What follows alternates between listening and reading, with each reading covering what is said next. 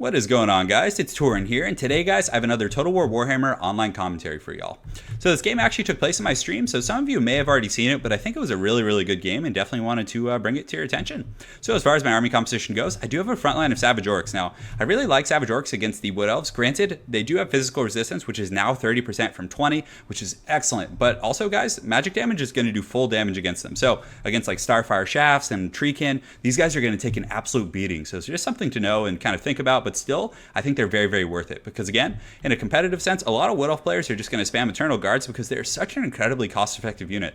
As you guys can see over here, they actually have 93 leadership, they have armor piercing and anti-large, so just so much utility there. But again, the Wood Elf missiles and the Treekin, who he does have back here, are going to be very good against Savage Orcs. So aside from the Savage Orc front line, I do have Durusty Heirs and some Night Goblin Archers back here, and these guys are essential for taking out Treekin. So Durusty Heirs do have armor sundering, and let's see if we can actually see how much they actually do sunder. So does it actually say? So negative 30 armor, and the Treekin have, let's go ahead and see if we can find any back here. So the Treekin actually have 80 armor, so when you focus them down to Rusty Heirs and the Night Goblin Archers, you can actually put groups of Treekin down very effectively.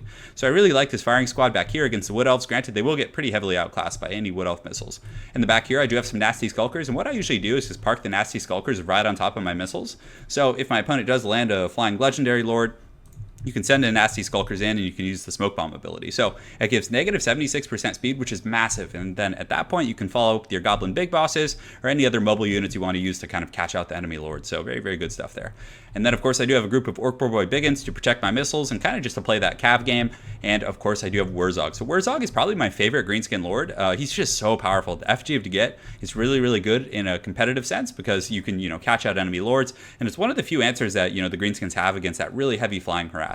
And also on top of that, guys, one of the best items about Wurzog, and let's go ahead, actually, I don't think we need to pause here, so, is the not Wurzog's Revenge, but the Bonewood Staff. So whenever you cast a spell, no matter what it is or where it is, every single unit on the map gets plus 16 melee attack, as well as a really heavy charge bonus. Well, not heavy, but 18%. So very strong, and of course, on top of that, he does have the Shaman Arsenal, he does have Wa, and Effigy of Deget. So he's just so much utility in one character. Definitely like him quite a bit. But on that same note, he is somewhat squishy, so you have to be very careful with him. I do have 3 Goblin Big Bosses. This is kind of a Wurzog's little entourage here. I should have put him on spiders, but I think I was trying to cut corners to get like one more unit of like missiles or something, so I cut the money there, but spiders are very good with them. And then, of course, I do have the Hammer of Gork. And aside from that, I do have some Vanguard action going on. I do have some Goblin Wolf Riders kind of scouting over here in the forest. And this was a really bad situation, actually. So I sent them over to scout, which was good because then I was able to see everything. But he lands his Lord in here. I thought it was totally fine, but they're shaken. And I didn't realize how close to the edge of the map they were. So if they get terrified or anything, they're going to run right off the map. And that's 300 resources down the toilet right away. So very rough stuff. Aside from that, I do have another group of Goblin Wolf Riders who are very good for, even if you don't get a lot of value out of them in terms of damage, very good for scouting against the Wood Elf. So aside from that, my opponent, for my opponent's army composition, he does have this Glade Lord, which again is probably the most competitive of all the lords. It does have the Prey of Anathrama, the Arrow of Kurnus, and can carry potions. And it does do magic damage with its missiles, so will be pretty good against the Savage Orc style of play. But you guys can see it does terrify my Goblin Wolf Riders, sending them right off the battlefield. Aside from that, he does have some Treekin mixed in with Eternal Guard, so very good, well-rounded army there. And he does have some War Dancers in the back line. So the War Dancers will do they'll do pretty good against Savage Orcs, I would say. Because again, they do have 40 weapon strength, and they have a physical resistance of 20% themselves. So not quite as much as Savage Orcs, but still, they hit hard, and it'll be a pretty efficient trade for them. He does have the Spellslinger with the Lore of Life back here, and of course, he does have some Glade Guards with the Starfire Shafts, who are going to be all-stars against my build. And also, he is hidden here in the forest, so it's a little bit tricky to kind of develop my tactics, as I can't quite see everything because of the obstruction of the trees. So without further ado, let's get down to business. And you can see a very rough start. These goblins, they got terrified, so they actually just ran off the battlefield right away, which was very tough stuff. A little bit of a misplay on my part, but again, I really wanted to see what he had before I kind of advanced on him. So over here, my opponent also does have some Wild Riders with shields kind of hidden back here. Again, I had no idea, so this Hammer of Gork is in a little bit of trouble, but still, we will see how it goes. So right now, I'm just advancing, getting my Savage Orcs over the hill, and it looks like my opponent is reforming his ranks, getting his missiles in place, and these Treekin are going to be very tough to deal with, because on top of, being somewhat sturdy and having a ton of HP, they also do have physical resist. So the Savage Orcs are not only going to have to get through their armor, but they're also going to have to get through that mitigation of 20%, I think, physical resist they have, which is going to be very tough. So my opponent getting pretty ham over here. He's bringing these wild riders out, and I do see them pretty quickly here. So my goblin big bosses and my other goons are, as soon as I do see them, they're going to head over and kind of try and head those guys off. And thankfully, I do have WARZOG with the FG of to get. So I actually don't think I noticed them yet. But when they get a little bit closer, I actually do notice, because again, I was trying to like path my troops in the front line. So I do see them coming, and it was a little bit of a scary situation. You can see the Hammer of Gork moving. Yeah, and it looks like I didn't see them for quite some time. But they do come in here, and man, this is going to be really, really bad for the Hammer of Gork crew. But it looks like the troops should turn around any second. And there, I did finally notice them, which was very, very late. I think I was working on those Goblin Wolf Riders over here. But they do get a very, very good charge on my troops and are going to lance those bad boys down. And look at Rudolph jump in there and get a nice lance on those crews. The Hammer of Gork crew definitely going to get torn to pieces by these Frenzied Cav.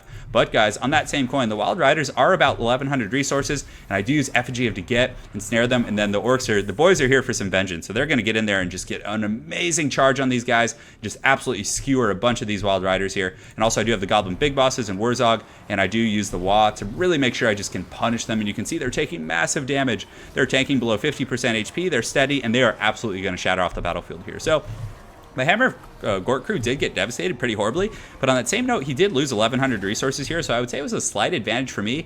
And also now I don't have to worry about any mobility in my back line, really. I kind of have free range now that the Wild Riders are off the battlefield, although they are just broken, so they could easily come back, but my Hammer of Gork crew is broken as well. So my opponent bringing in his Glade Lord here, looking like he wants to kind of clip the wings of my formation, but I think he did see the Goblin Wolf Riders and also saw some of my Night Goblins. He may have seen them and decided he didn't want to do that. So the Savage Orcs are going to engage in the front line, and this is obviously going to be a pretty bad situation for my Savage Orcs. They're going to get knocked around by these Treekin, and you can see the Treekin come in with a very, very aggressive charge here. And this is where some regular Biggins would have been really good. But the regular Night Goblin Archers here are just going to shoot in, and look how fast they tank this Treekin. Now, Treekin are an extremely resilient unit, but 3 groups of Goblin Archers are just tearing them to pieces, which is absolutely great for me. I do have some Savage Orc Biggins actually in the back with their anti-large bonus, and I was just kind of using them in auxiliary, but I did see my front line over here was getting collapsed by War Dancers and Treekin, so I decided to send them up. My opponent's Glade Guard back here are doing a very, very good job just wasting my Night Goblin Archers. Thankfully for me, they weren't focusing to Rusty Arrows, because if they were, that would have been very rough. But over here, I'm having a pretty good engagement. I was able to just take out these Treekin very, very hard. You can also see the Savage Orcs are doing a very good job trading with these guys. That War Dancer actually got decapitated. But the Savage Orcs are a very, very well-rounded unit, and I think with this most recent patch, they're going to be quite strong. So you can see an Ere We Go going off of my troops. And some of my Orc Biggins come in here because, again, my opponent did land his Glade Lord, and the Treekin are here, so having the anti-large and armor piercing in this battle right here is going to be very, very good for me. So I do send them in. I do have WARZOG here as well, and he's giving that War Paint buff to all of these troops, so an additional 12% resistance is going to be quite good. So a pretty good engagement for me. You can see my opponent's Lord does take a bunch of damage, and it's forced to retreat, and also these Treekin here are shaken. They're losing models rapidly and will get pushed off the battlefield. But my opponent, very, very well played. He does use the Prey of Anathrama here to give them that negative debuff on missiles, but also just to snare them and allow some of his spears and Eternal Guards to get in here and really cut my Cav to pieces. So that was a very tough situation. Over here, I'm continuing to take Missile Fire into Rusty Arrows and a lot of my other units. So man, those Wood Elf missiles are definitely outclassing my Gobos, but they're just doing their best to kind of work down the Treekin. And you can see I do get a Foot of Gork here. I wish I could have shown you guys, but it did some pretty good damage to some of his infantry and also did some okay work against the Treekin. To be honest, I would say it was a suboptimal Foot of Gork, but still, always worth trying. So I do kind of sneak some Goblin Wolf Riders by, but unfortunately they're super tattered. They're already shaken. There's only 39 of them. They're still going to charge in here and do a little bit of work, but it looks like they had a little bit of awkward pathing, but they're going to engage now. But honestly, they're so low and they're just going to get terrified and routed off, because he did have some War Dancers who came back from route, and they were able to get in there and kind of clean those guys up.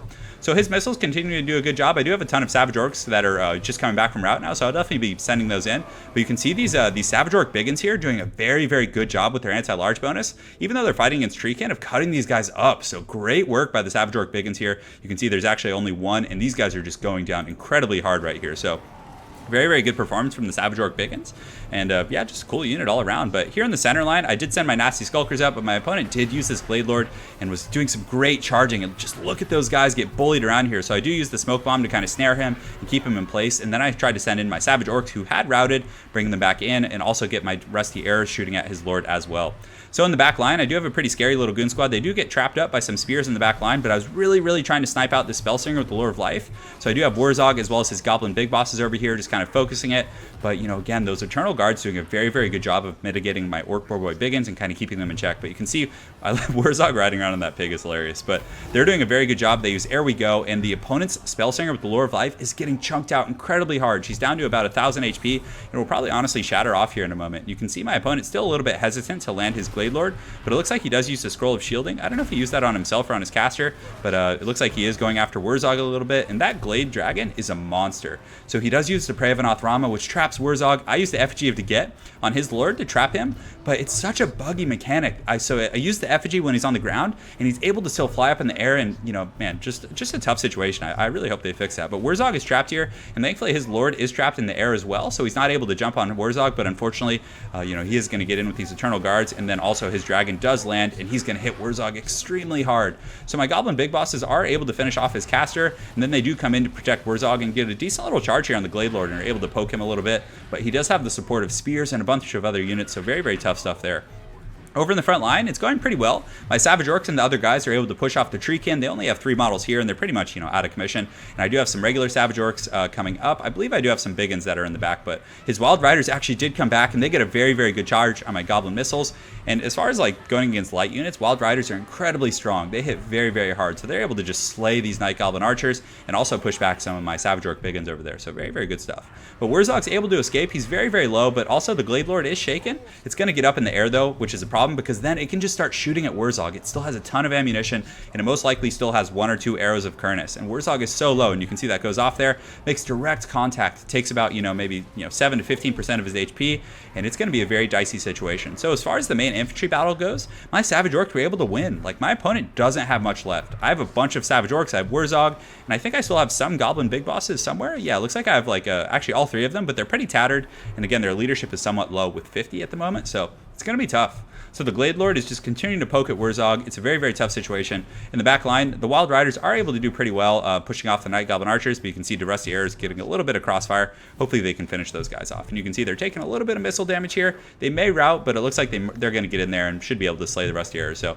let's see how many are left. So it looks like they have 9 models left, and I love the way they charge, how they kind of like prance side to side like that, and then they accelerate at the end. So they're going to get in here and spear Rusty Arrows and just do some serious work. So very, very well played from my opponent, keeping these Wild Riders in play, because again, they got destroyed so easily early on, and it's very, very easy to forget about units like that. But as it, you know, goes to show, guys, if you're really on top of that, you can get massive value from units if you can remember to bring them back. So in the main engagement over here, my Savage Orcs are just tearing his units to pieces. The Glade Guards here are just getting put in a can. Again, these Savage Orcs are going to now jump on these Eternal Guards here, and are just going to cut them up. I mean, this is exactly what they were designed against. And you can see the Eternal Guards, you know, also extremely outnumbered, are just going to get routed and pushed off the battlefield by the big bosses and Warzog and all those units. But Warzog is extremely low. He actually got pushed away from my formation due to terror routing, and he just actually came in and got slayed by that Glade Lord. So this is a very tough situation because, again, Greenskins do have a bit of an issue with late game leadership.